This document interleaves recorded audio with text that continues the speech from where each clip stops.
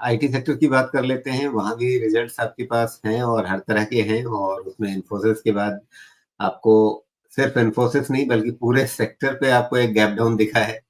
तो यहाँ पर नया नज़रिया क्या है?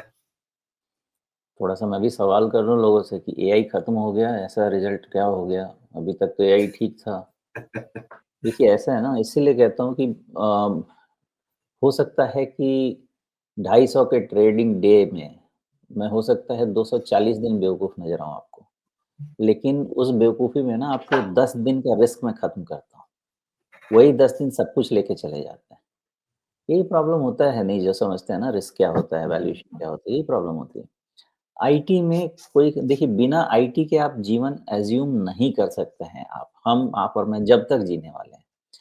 प्रॉब्लम आईटी में सिर्फ यही था कि एक्सेसिव वैल्यूएशन, प्रीमियम वैल्यूएशन भाई 9-10% का सेल्स ग्रोथ देते हैं आप और 35 टाइम का प्राइस अर्निंग मल्टीपल माँगते हैं। कहाँ का मैथ लगाते हो भाई? तो वो प्रॉब्लम है और ये प्रॉब्लम निकलनी भी होगी आपकी। देखते हैं 40,000 पे आने दीजिए, वहाँ पे व्यू लेंगे। लार्ज कैप आईटी पे व्यू लेंगे, मिड कैप पे थोड़ा-सा कॉशियस रहेंगे, रिज़ल्ट आने तक और। जी। तो यहाँ पे अभी अब और किसका रिजल्ट आप देखना चाहते हैं? अभी तो क्या शुरू अभी तो कितना हो खाली LT, L-N-T LT technology services का या नहीं, विप्रो आया वैसे नाम तो किसने बहुत सारे गिन सकते हैं, लेकिन कोई पर्टिकुलर जिस पर आपको खास नज़र है कि हाँ, इसका देखें उससे हमें कुछ ट्रेंड समझ में आएगा? नहीं रही, ऐसा कुछ नहीं है लेकिन 10-15 कंपनी मिड कैप में आ जाना, मिड कैप आईटी में, तो वहाँ पे जी, थोड़ी क्लैरिटी आएगी। क्योंकि लार्ज कैप में देखिए मिक्स्ड है एकदम व्यू। लार्ज डील्स आ रहे हैं उनके पास, लेकिन फिर जब डीप डाइव करके रिपोर्ट आ रहा है तो पता चल रहा है कि उसमें कुछ और है मामला, नेक्स्ट क्वार्टर का ग्रोथ रादर डी-ग्रोथ हो सकता है।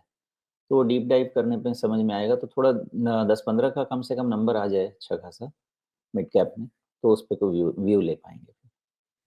जी।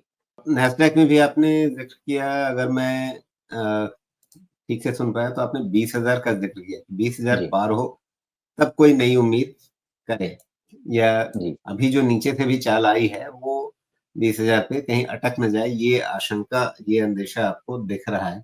यहाँ भी हुँ। एक ट्रेंड चैनल तो मन कर रहा है मुझे डालने का लेकिन आप उसको तवज्जो नहीं देंगे ये आपने एस&पी 500 वाले में कमेंट्री में ही साफ कर दिया।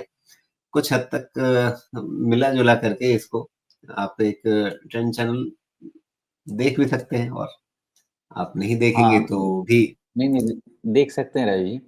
मुझे ना नाम टर्म याद नहीं आ रहा। देखिए ये वेज जो होता है ना, इसका लेस देन अ वीक या लेस देन 3 वीक्स के पैटर्न का नाम मुझे याद नहीं आ रहा और मोर देन 3 वीक्स के पैटर्न को हम वेज कह सकते हैं। तो ये ऐसा नहीं है कि इसको एनालाइज़ नहीं किया जा सकता, डिपेंड करता है ना कि आप किस तरह के ट्रेड बिठाना चाहते हैं। अगर जी। एक कंप्लीट डायरेक्शन चेंज लेना चाहते हैं, तो वो ये चैनल नहीं बताएगा। लेकिन इस पे अगर ट्रेड बिठाना चाहते हैं, तो जो भी चैनल ट्रेड करेंगे, उसके लिए ये क्लोजिंग बेसिस पे चैनल के ऊपर एक ट्रेड हो सकता है। मुझे नाम नहीं याद आ रहा, वो बहुत परेशान कर रहा है, उसको क्या बोलते हैं? एक 3 वीक्स के पैटर्न से बनाते हैं और मोर देन 3 वीक्स से जी, वेज बनाते हैं। बट एनीवेज़ याद आएगा तो ओके, बता दूँगा।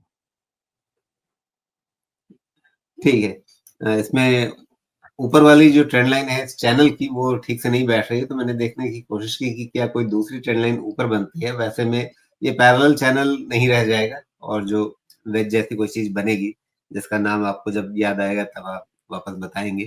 अ, हुँ। ठीक है, तो कुल मिलाकर के अमेरिका से हमारे लिए संकेत क्या है? अ, एकदम इंडिसीज़न के सिचुएशन में है। जब तक वो लेवल्स क्लियर नहीं हो जाते हैं, मेरे पास तो एट लीस्ट कोई ऐसा इंडिकेशन नहीं रहेगा कि मैं एक व्यू ले लूँ, ये अब हो गया मामला, आगे चलते हैं।